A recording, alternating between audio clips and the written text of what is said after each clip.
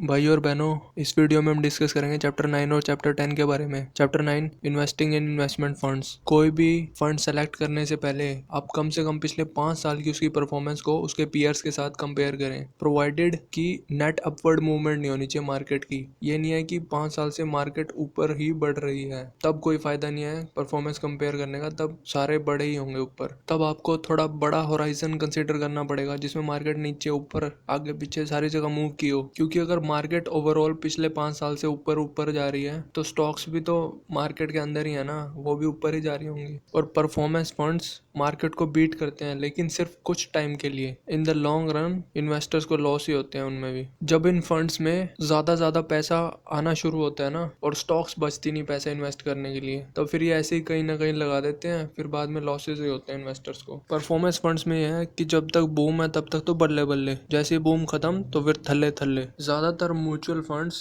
Market को under perform करते हैं, अपने इन्वेस्टर्स को ओवर चार्ज करते हैं और खाम खा टैक्स के हेडेक क्रिएट कर देते हैं। और उनकी परफॉर्मेंस भी रैटिक होती है, कभी एकदम बढ़िया कभी एकदम गिर जाएगी। और ये भी ध्यान रखें कि जस्ट बिकॉज एक फंड ने मार्केट को बीट किया हो पास्ट में, तो इसका मतलब ये नहीं है कि फ्यूचर में भी वो करेगा। चांसेस जीरो नहीं है लेकिन जीरो के काफी क्लोज है। जितना ज्यादा बढ़िया एक फंड परफॉर्म करेगा उसके इन्वेस्टर्स को उतने ही ज्यादा ऑब्स्टेकल्स भी फेस करने पड़ेंगे। जैसे कि अगर कोई एक फंड बढ़िया परफॉर्म कर रहा है तो जो उसका फंड मैनेजर है उसको हायर करना बाकी कंपनीज भी चाहेंगी, तो उसे ज्यादा सैलरी ऑफर करेंगे और वो छोड़ के भाग जाएगा या अपनी खुद की कंपनी खोल लेगा वो। और दूसरा ये है कि जब कोई फंड पॉपुलर हो जाता है तो बहुत सारे इन्वेस्टर उसी में पैसा डालने की सोचते हैं। तो जब फंड मैनेजर ने पहले ही कुछ कंपनीज में पैसे लगा दिए, उसके पास अब कोई अपॉर्चुनिटी है भी नहीं ना, तब भी उसे कहीं ना कहीं पैसे लगाने पड़ेंगे, क्योंकि उसके पास पैसे हैं तो वो खुद तो रख नहीं सकता ना, तो वो सोचेगा कि कुछ ना कुछ तो मिल ही जाएगा, वो लगा देता है कहीं ना कहीं, तो रिटर्न्स फॉल होना शुरू हो जाते हैं उसके बाद से फिर। और जैसे जैसे फंड्स ज्यादा आते रहेंगे वैसे वैसे ट्रेडिंग भी बढ़ेगी और फिर ईयरली एक्सपेंसेस भी बढ़ जाएंगे फंड के। और चौथा पॉइंट है भेड़ चाल फंड्स की। सारे फंड्स आप देख लेना, मेजर होल्डिंग्स उनकी सेम होती हैं, यहाँ तक कि सेम प्रपोर्शन में होती हैं। वो क्यों होती हैं? क्योंकि उन्हें अपनी नौकरी का खतरा होता है। अब मान लो मैं एक फंड मैनेजर हूँ, मैंने अगर कोई कंपनी ढूंढ ली ऐसी अपॉर्चुनिटी, बहुत अच्छी कंपनी है और वो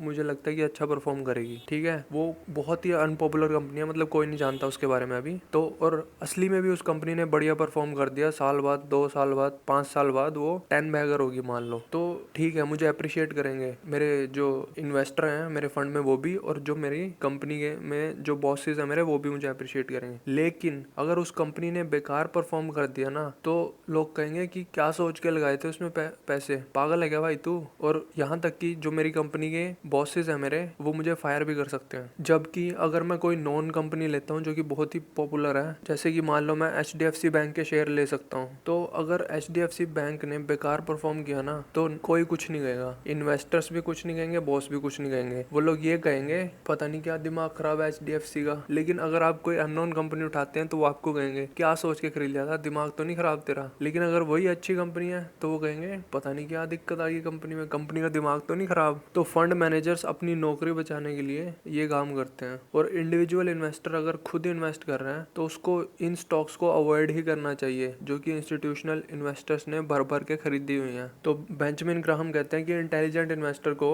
ये आलतू फालतू के फंड्स के चक्कर में पड़ने की बजाय क्या करना चाहिए, वही एक इंडेक्स फंड खरीद लेना चाहिए जो कि सारी स्टॉक्स मार्केट की कवर करता हो। Broad market index fund long run में मैक्सिमम फंड्स को बीट कर देगा। इंडेक्स फंड में सिर्फ एक प्रॉब्लम है, इंडेक्स फंड्स बोरिंग होते हैं क्योंकि आपको कुछ सोचना नहीं पड़ता और आप ब्रैग नहीं कर सकते मैंने उस फंड में इन्वेस्ट किया हुआ है, वो इतनी बढ़िया परफॉर्मेंस क्या है, तो इसलिए लोग ये करना नहीं चाहते। जो डॉलर कॉस्ट एवरेजिंग है ना वो आउट परफॉर्म कर देगा मैक्सिमम प्रोफेशनल्स को और मैक्सिमम इंडिविजुअल इन्वेस्टर्स को। लेकिन अगर आप इंडेक्स फंड के अलावा अगर दूसरे फंड्स खरीदना चाहते हैं, ग्रोथ फंड्स या परफॉर्मेंस फंड्स, तो कुछ बातें हैं जो आप ध्यान में रख सकते हैं। पहली है कि उनके जो फंड मैनेजर हैं वो भी उस फंड के शेयर होल्डर होने चाहिए। दूसरी है कि फीस कम होनी चाहिए उस फंड की मेंटेनेंस की, क्योंकि हाई फीस परमानेंट है लेकिन हाई रिटर्न्स की कोई गारंटी नहीं है मिलेगी पड़ेगी या नहीं, फीस तो पे करनी पड़ेगी। और जो बढ़िया फंड्स होते हैं वो डिफरेंट होते हैं, उनकी जो होल्डिंग्स होती हैं वो मेजोरिटी से डिफरेंट होती हैं, वो भेड़ चाल वाले नहीं होते। और जब उनको लगता है कि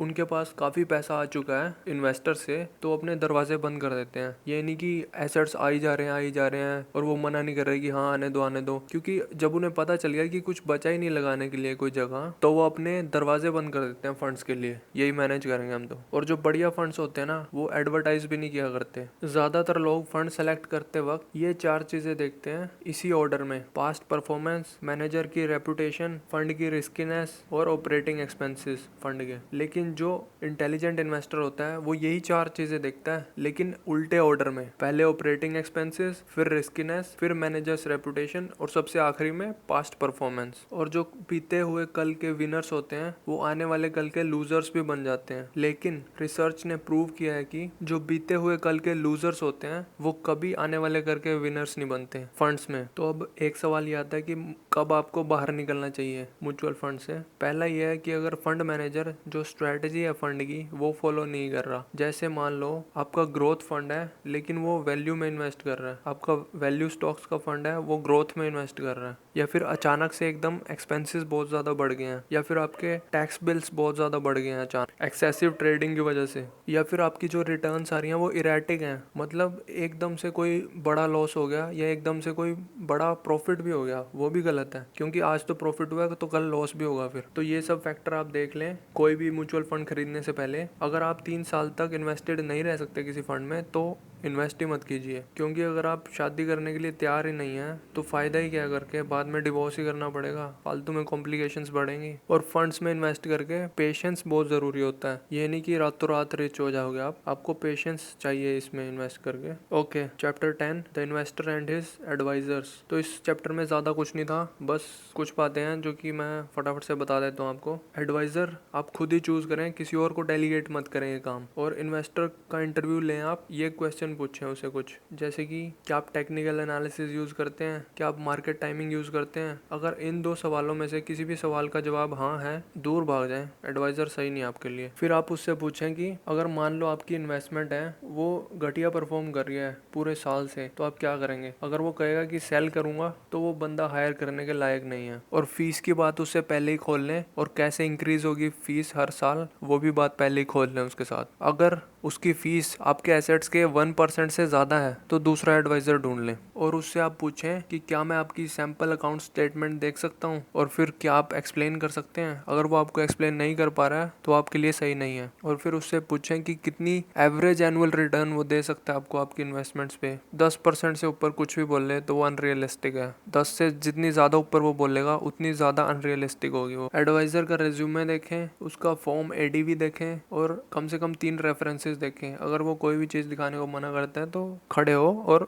निकल जाओ। और उससे ये भी पूछें कि क्या उसके खिलाफ कुछ कंप्लेंट्स की हैं इन्वेस्टर्स ने पहले, और अगर की हैं तो वो क्या क्या कंप्लेंट्स थी। और आप ध्यान रखें कि एडवाइजर भी आपसे कुछ मीनिंगफुल क्वेश्चन पूछ रहा है, जैसे कि आपके लॉन्ग टर्म गोल्स क्या हैं, आपको एडवाइजर की क्यों ज़रूरत है, आपके वर्स्ट फाइनेंशियल फियर्स क्या हैं, ग्रेटेस्ट फाइनेंशियल होप्स क्या हैं आपकी। और आखिर में आप एडवाइजर को इसलिए हायर नहीं करते कि वो आपका पैसा मैनेज कर सके, बल्कि वो आपको मैनेज कर सके, इसलिए करते हैं। एडवाइजर आपके और आपके इम्पल्सेस के बीच का डिफेंस होना चाहिए, और उसके पास कुछ सिस्टम होने चाहिए जिससे वो आपको और आपके इम्पल्सेस को कंट्रोल कर सके। जैसे कि एक कॉम्प्रिहेंसिव फाइनेंशियल प्लान होना चाहिए, जैसे कि आप कैसे अर्न कर रहे हैं तो कैसे स्पेंड करेंगे, कैसे सेव करेंगे, कैसे आप बोरो करेंगे, कैसे इन्वेस्ट करेंगे, पूरा प्लान होना चाहिए। एक इन्वेस्टमेंट पॉलिसी स्टेटमेंट होनी चाहिए जिसमें रिस्क रिटर्न ऑब्जेक्टिव्स होने चाहिए, आपके कैरेक्टरिस्टिक्स होने चाहिए फाइनेंशियल, और एसेट एलोकेशन प्लान होना चाहिए उसमें कि कितने स्टॉक्स को एलोकेट करेंगे, कितने बॉन्ड्स को, या फिर कितने ऑल्टरनेटिव इन्वेस्टमेंट्स अगर कुछ और उनको एलोकेट होंगे। ये सब चीज़ें होनी चाहिए उसमें। इस वीडियो में इतना ही, ख़त्म।